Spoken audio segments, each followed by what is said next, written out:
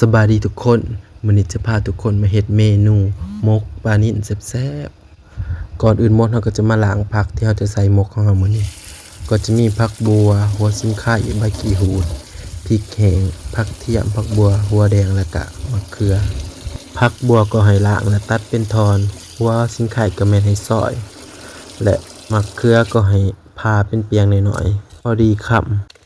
หลังจากนั้นเขาก็จะมาตำในส่วนข้าวเบื่อและเครื่องเทศเครื่องหอมต่างๆให้ละเอียดเข้ากันดีแล้วก็ปรุงรสชาติด้วยเกลือเป็นนัวผงปรุงรสปลาแดกต้มสุกและน้ำสะอาดเล็กน้อยแล้วคนทุกอย่างให้เข้ากันหลังจากนั้นก็ให้น้ำเอาปลานิ่นที่เขาคั่วแล้วตามด้วยขี้หูดมะเขือผักบัวและน้ำข้าวเบื่อที่เฮาปรุงเรียบร้อยแล้วลงไปตามด้วยไข่ไก่อีก1 หน่วย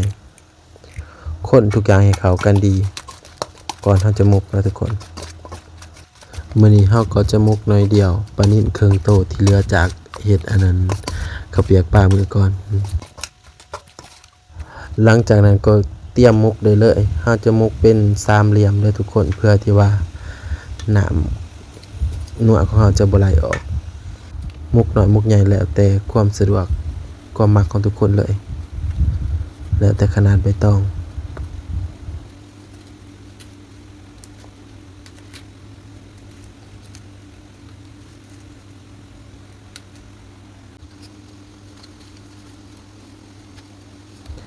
เมื่อมกป่าเรียบร้อยแล้วก็นำไปนึ่งใส่ไฟแห้งประมาณ30-40 นาทีแล้วแต่ว่ามุกน้อยมุกใหญ่ถ้ามุกน้อยก็สุกไว้ถ้ามุกใหญ่ก็สุกษาและนี่ก็คือหน้าตาของมุกปลานิ่นของเราเลยทุกคนมาได้กินข้าวนำกันแซ่บๆมุกปลานิ่นเนาะ